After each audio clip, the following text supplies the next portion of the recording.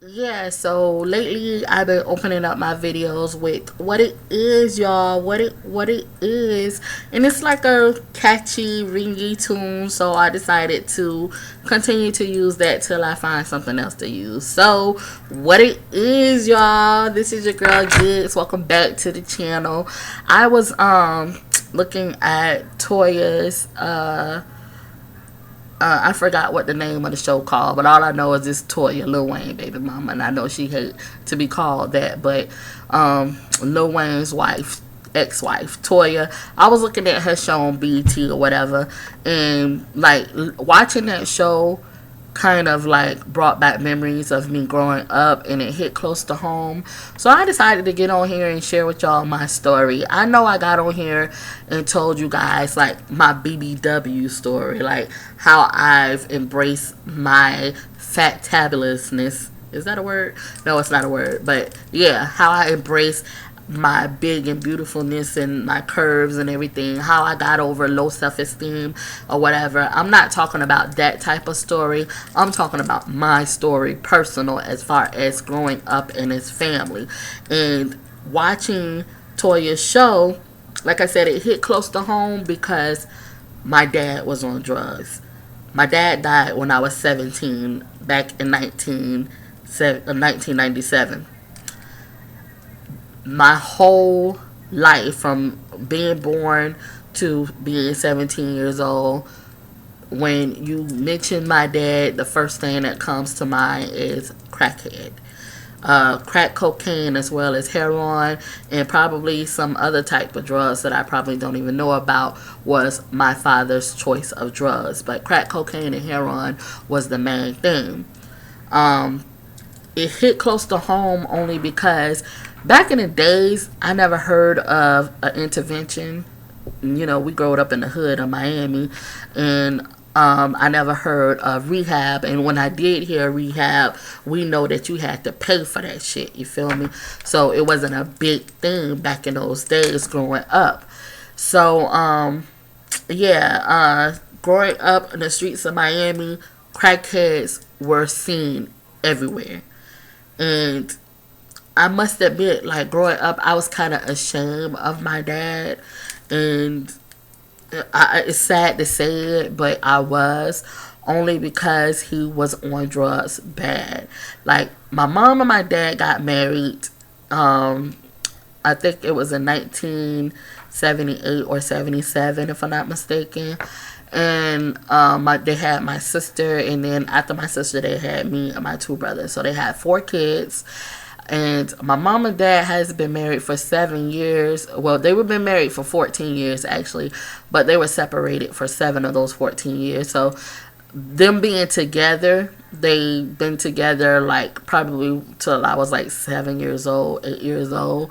And the only thing I knew of my dad growing up when I was like 7 or 8 years old is like he used to take our school clothes, our VCRs, because VCRs was the shit back in the days. We didn't have anything called a DVD player or, Blu-ray and all that other shit. So, yeah, VCRs was the shit back in the days.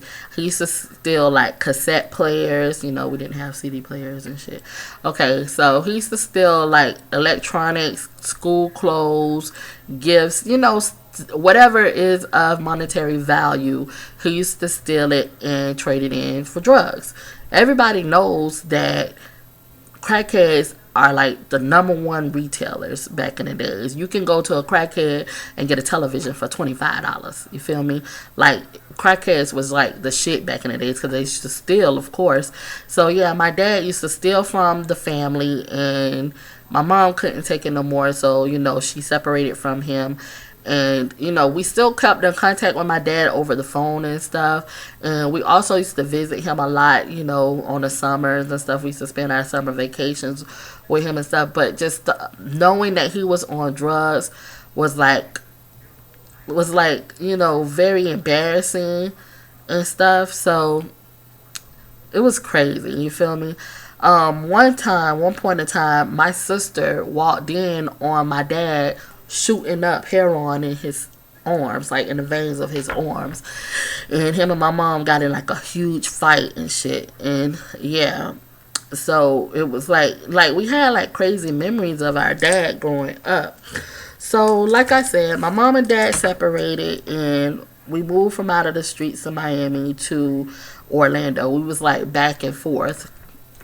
My mom was like the only dad I knew other than my dad. Like, we still had contact with my dad, like I said, and used to visit him and stuff, but it wasn't like like the type of bond that a father, a daughter, or either just a father and kids had. Like, all of his 4 kids, as well as he had other kids from another lady. I have a brother named Maurice.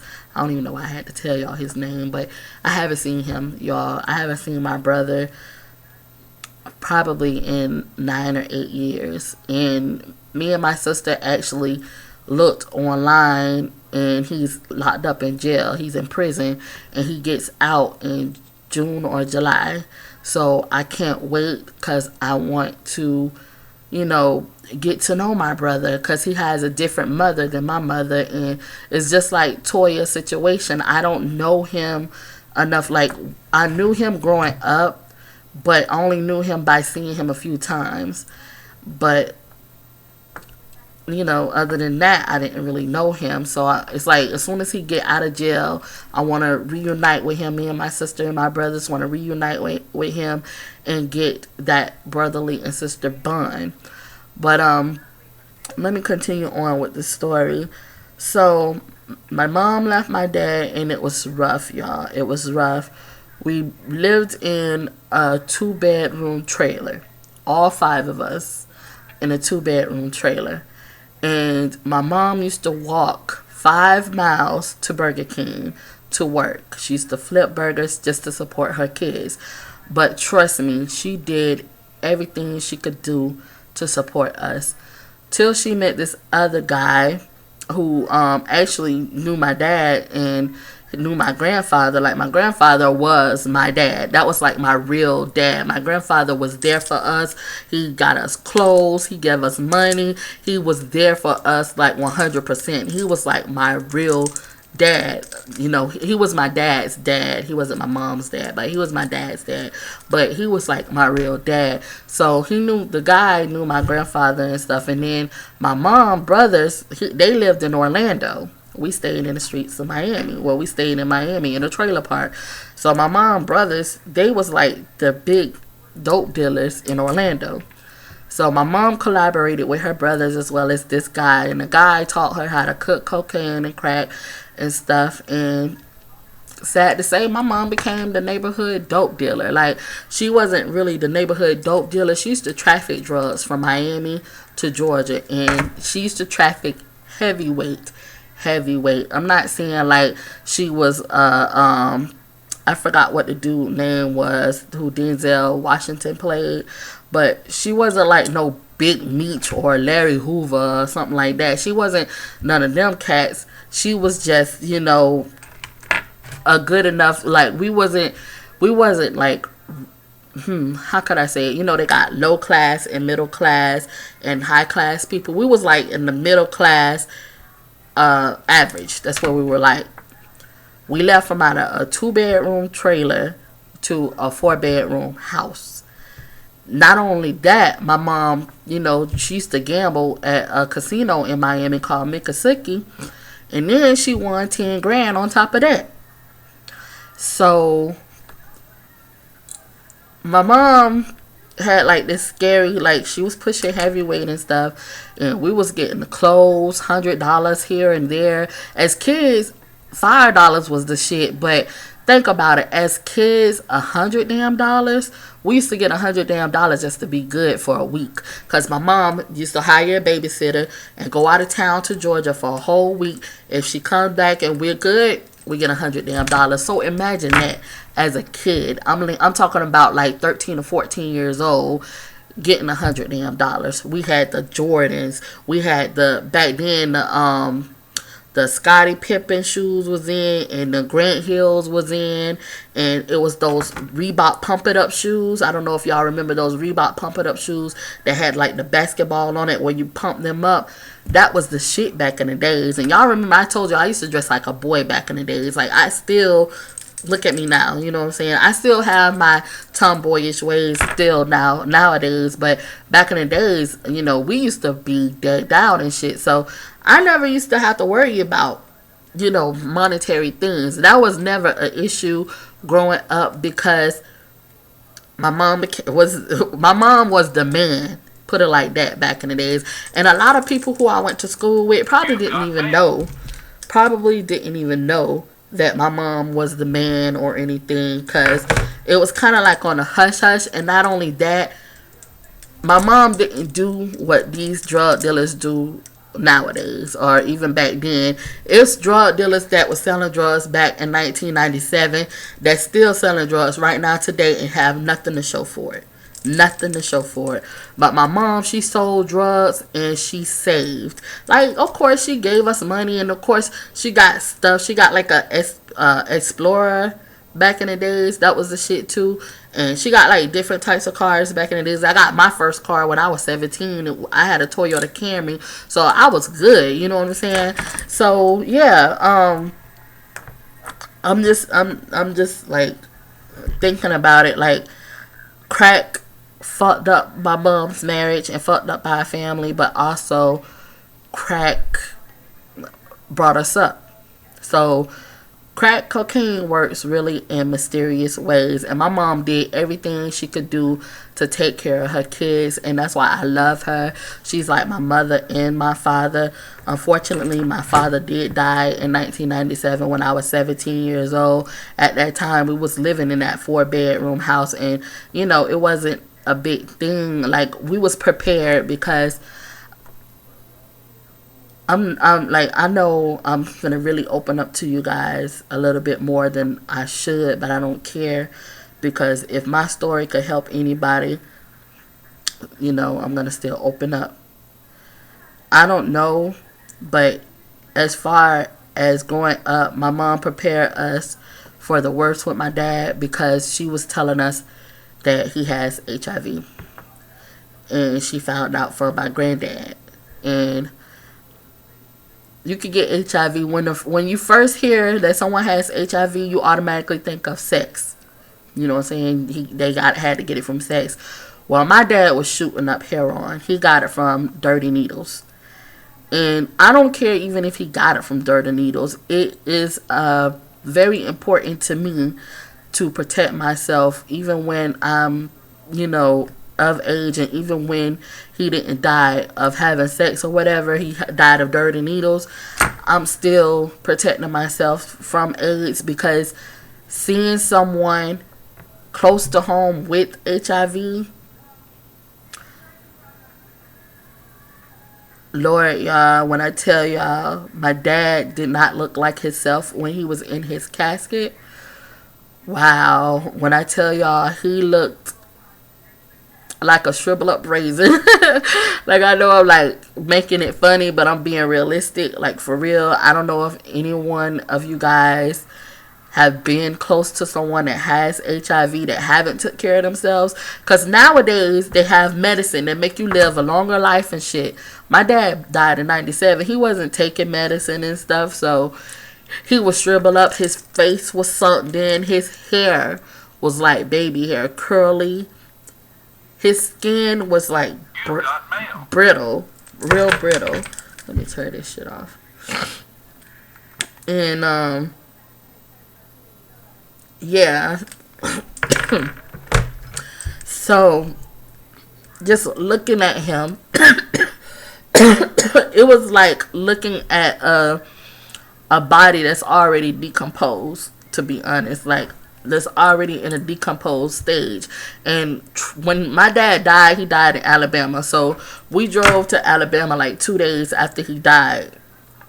And when we seen him, it looks like he been dead for like at least 3 or 4 months. I tell you no lie, because his body looked that bad, because he was that bad off when it came to HIV.